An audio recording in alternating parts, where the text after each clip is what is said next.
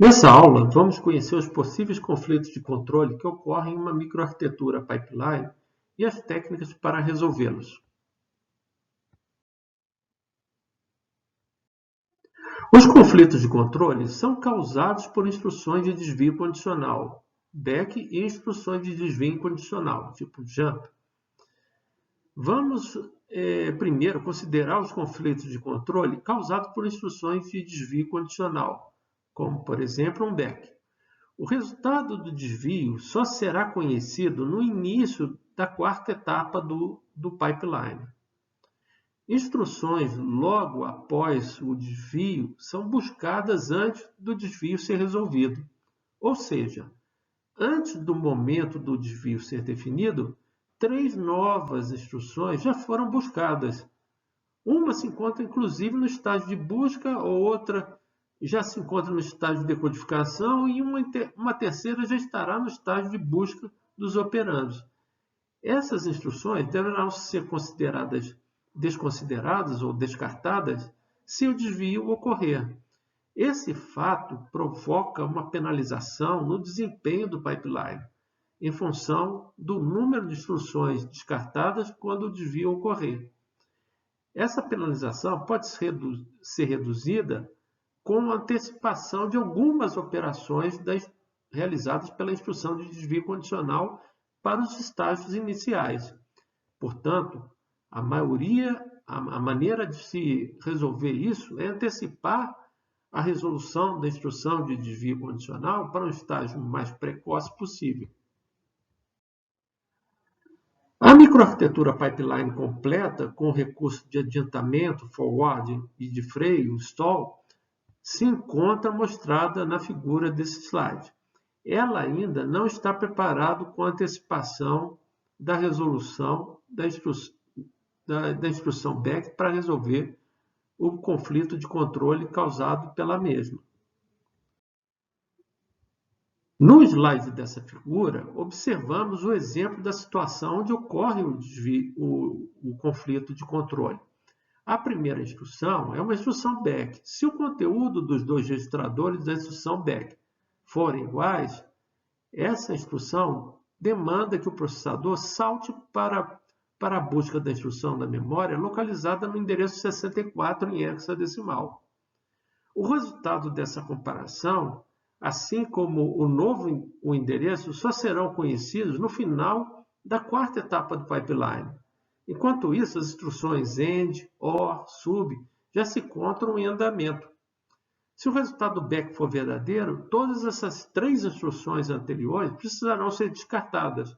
Do contrário, resultados errados serão gravados nos registradores ou na memória, e o resultado do fluxo de execução do programa não acontecerá da forma como o programador desejaria. A maneira de se evitar o descarte de tantas instruções é antecipar a resolução do back para um estágio o mais precoce possível. Não conseguimos antecipá-la para o estágio de busca, pois ainda nem sabemos se será um back ou não. Podemos, entretanto, antecipá-la para o estágio de decodificação. De que forma? Fazendo a comparação do conteúdo dos registradores da back, que são lidos do banco de registradores, no estágio 2.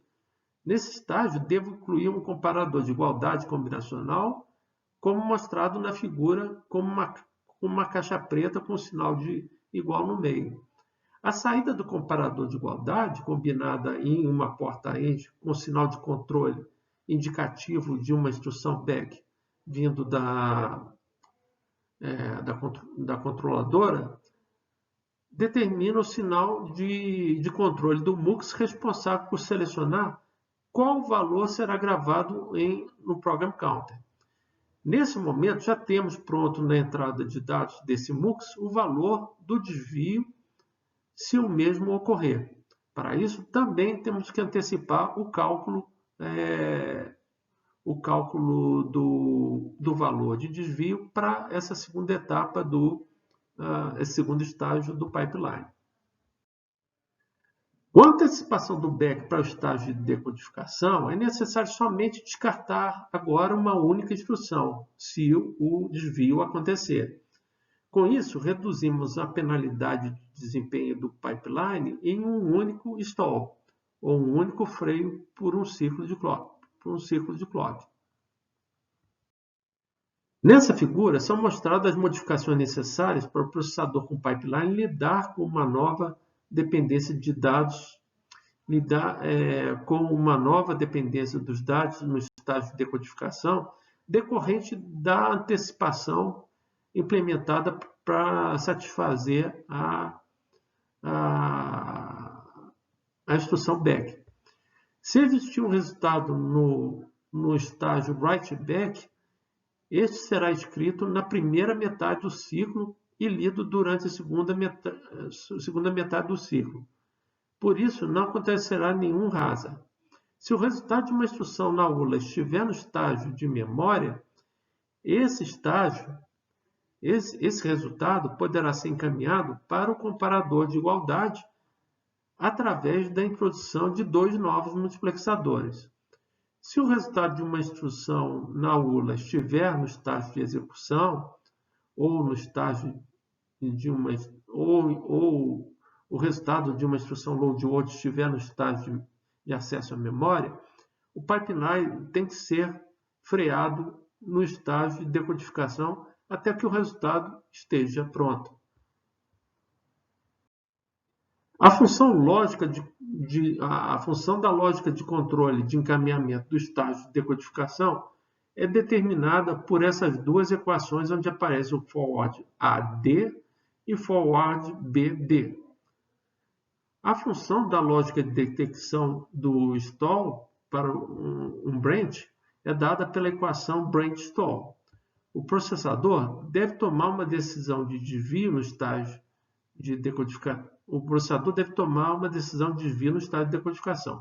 Se o conteúdo dos registradores do branch dependem de uma instrução na ULA no estágio de execução ou de uma instrução load-word na fase de acesso à memória, o processador deve esperar por esses valores estejam disponíveis.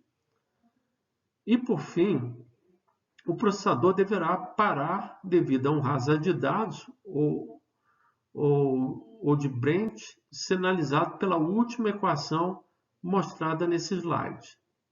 Com isso aqui, terminamos o que eu tinha previsto para apresentar nessa videoaula.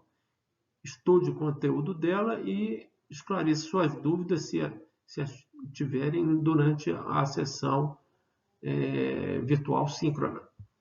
Até a próxima!